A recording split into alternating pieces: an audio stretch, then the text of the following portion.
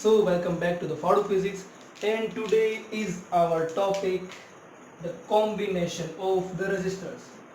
अगर आप नहीं जानते हैं कि रेजिस्टर्स क्या होते हैं और कैसे वर्क करते हैं या इनकी बेसिक एनालॉजी क्या है, तो आप देख सकते हैं इसे प्रीवियस वाला लेक्चर हमारा, जिसके अंदर में हमने बहुत ही यूनिक वे में देखा था कि किस तरीके से ओम्स लॉ लगता है और किस तरीके से हम सिर्फ हाइट और फ्लो से पूरा चैप्टर समझ सकते हैं। तो आज देखेंगे कि what type of the combinations are available. ठीक है, मतलब कि रेजिस्टर्स को हम कैसे कैसे डिवाइड कर सकते हैं, कैसे कैसे मतलब उनके कॉम्बिनेशन बना सकते हैं। तो चलो स्टार्ट करेंगे। तो सबसे पहली चीज यहां पर हमारे पास में होते हैं दो तरह की। ठीक है, the number one is series, ठीक है, and the number two is parallel. So here we have two types of combinations. One is series combination and second is parallel combination.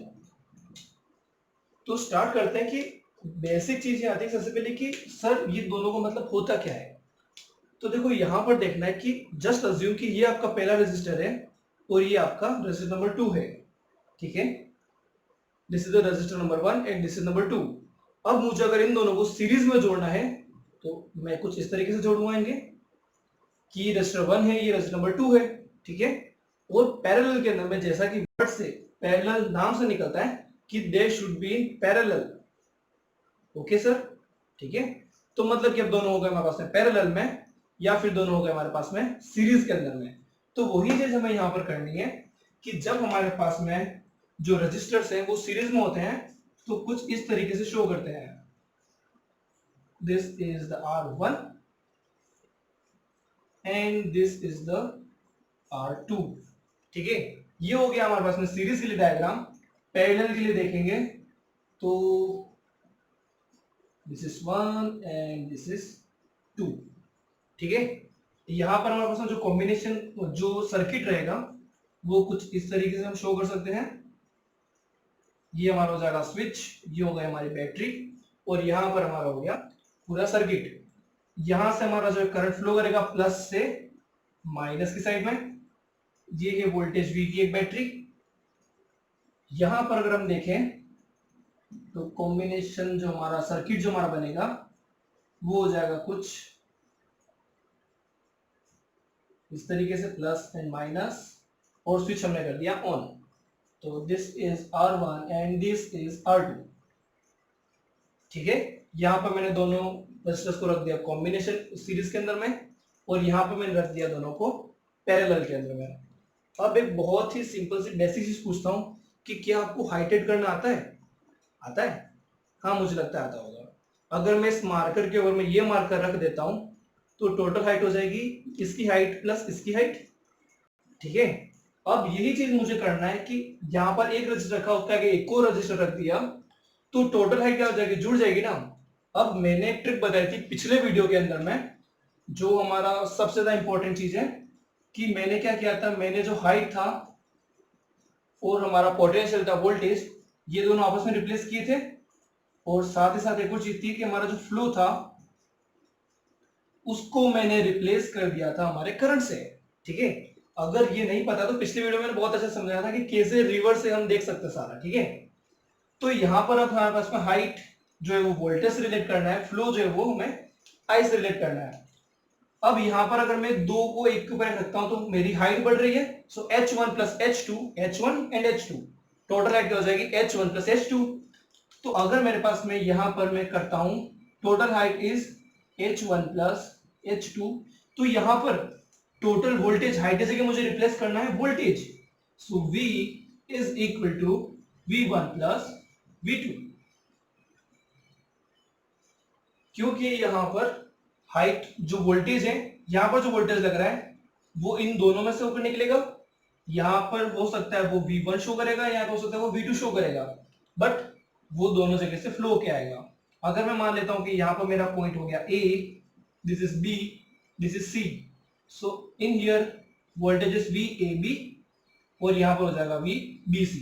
ठीक है, तो यहाँ पर मैं इसे और भी इस तरीके से शो कर सकता हूँ, v is equal to V A B plus V B C, मतलब कि हाइट 1 हाइट 2 टोटल हाइट, वही मैंने कर दिया। अब अगर मैं इसमें से कुछ पानी डालता हूँ इस पाइप के अंदर में से, तो यहां से उतना ही पानी निकलेगा जितना मैंने डाला था, मतलब कि करंट उतना ही अंदर बाहर निकलेगा जितना मैंने अंदर डाला था। तो यहां पर मेरे पास में एक और चीज आ जाएगी कि current I is equal to I1 is equal to I2, मतलब कि दोनों में से जो करंट फ्लो होगा वो सेम होगा, क्योंकि सीरीज के अंदर में अगर इधर से कुछ मैंने डाला है तो इधर से भी उतने फ्लो निकलेगा ना, बीच में कहीं गैप तो होगा नहीं। तो यहां पर अगर अब मैं लगाता हूं Ohm's law, so according to Ohm's law V is equal to IR is equal to VAB, इसके लिए मेरे पास में हो जाएगा I1 R1 plus I2 R2। अब यहां पर क्योंकि मुझे पता है I1 equal to I2 equal to I, दोनों जगह से आ जाएगा मेरे पास में बाहर common, so IR is equal to I into R1 plus R2। यहां पर हो जाएगा हमारे पास में I से I cut, so R series is equal to R1 plus R2। ये हो गया हमारे पास में सीरीज कनेक्शन के लिए इक्विवेलेंट रेजिस्टेंस।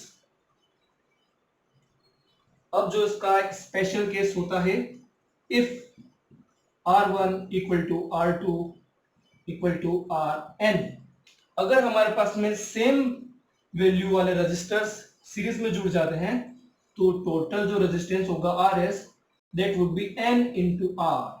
ठीक है, R1 R2 जो भी लेना है, क्योंकि यहां पर क्या हो रहा है, अगर मैं देखूं तो Rs equal to R1 plus R2 plus R3, क्योंकि R2 R1 है और R3 भी R1 है, R3 भी R1 की इक्वल है, सारे R1 R1 आ जाएंगे तो उसको n टाइम्स आगे मल्टीप्लाई कर देंगे। तो ये हो गया हमारे पास में सीरीज कनेक्शन के लिए स्पेशल केस, और इसके साथ में कंप्लीट हो गया आपका series combination of the resistors. अब हम देखेंगे कि sir what how do we connect the resistors in parallel. ठीक है, अब वापस अज्यूम करना है कि आपके पास में दो पाइप है या फिर रेजिस्टर्स, इनको मैंने कुछ इस टाइप से होल्ड किया। ठीक है, पैरेलल है, देखो पैरेलल है, मैंने इनको इस तरफ से होल्ड किया।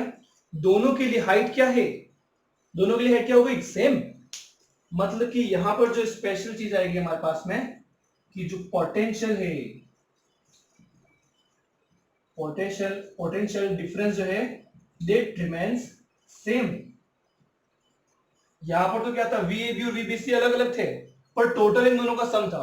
यहां पर क्या होगा, क्योंकि पोटेंशियल डिफरेंस सेम है, मतलब कि V1 is equal to V2 is equal to V। ठीक है, दोनों के लिए हमारे पास पोटेंशियल सेम रहेगा।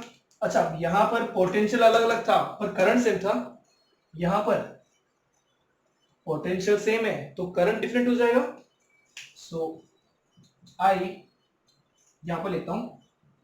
अच्छा, अब मैंने सोचा जब सीरीज में था तो मैंने ऊपर से अगर 1 लीटर पानी डाला है तो नीचे से 1 लीटर निकलेगा, डन था, और दोनों में से सेम क्वांटिटी में निकलेगा। अब अगर मैं दो पाइप्स में स्प्लिट कर देता हूं इसको, तो ऊपर से मैं 1 लीटर पानी डालूंगा, नीचे से भी 1 लीटर निकलेगा, पर थोड़ा पार्ट इसमें से निकलेगा, थोड़ा पार्ट इसमें से निकलेगा, और जब दोनों पार्ट को मैं मिला दूंगा तो मेरे पास में टोटल पानी आ जाएगा जितना मैंने फ्लो कराया था। So I is equal to total flow 1 से फ्लो प्लस 2 से flow, so flow 1 plus flow 2। ये हो गया हमारे पास में स्टार्टिंग इक्वेशन यहाँ की। अब इसे हम लगा देंगे वापस ओम्स लॉ में, V is equal to I into R, so I is equal to V upon R। सिर्फ रिप्लेस किया है, इसको नीचे हम भेज देंगे डिवाइड में, so I is equal to V upon R।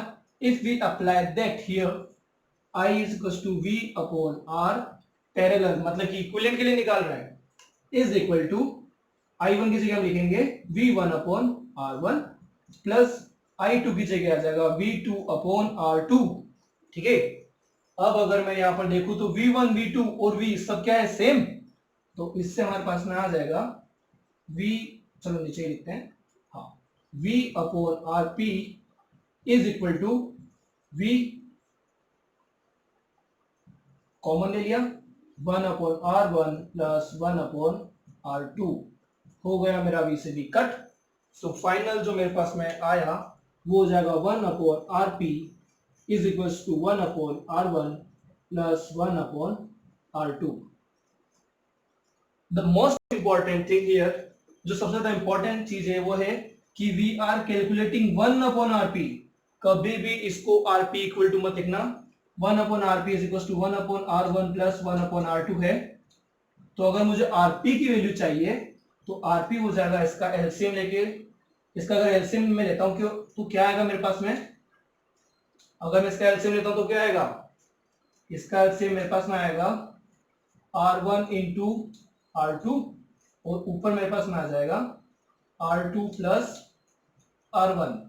That is not your answer, answer is reciprocal of that, उसका जस्ट मुझे उल्टा करना पड़ेगा। ठीक है, तो ये कंफ्यूजन हमेशा मेरे सारे स्टूडेंट्स को होता है आज तक, और मुझे पता है आप लोगों को भी होगा। इसलिए क्या करना है कि इसको अच्छे से ध्यान रखना है, दैट इज 1/rp। तो ये हो गया हमारे पास में कॉम्बिनेशन ऑफ रजिस्टर्स का पूरा इक्वेशन, बहुत ही सिंपल तरीके के अंदर में देखा हमने, भूलना नहीं है। तो चलो ठीक है, अगर अच्छा लगा है, if you like it, subscribe करना जरूर याद रखिएगा, और लाइक जरूर कीजिए। कमेंट में अगर मुझे बताइए कोई भी आपको डाउट रहा है तो शेयर कीजिए अपने क्लासमेट्स के साथ में, और बताइए कि कितना इजी हो सकता है फिजिक्स सीखना, इतना इजी नहीं हो सकता कहीं और पे सीखना। ठीक है, तो स्टे ट्यून, मिलते हैं अगले वीडियो के अंदर में, तब तक के लिए सायोनारा, बाय बाय।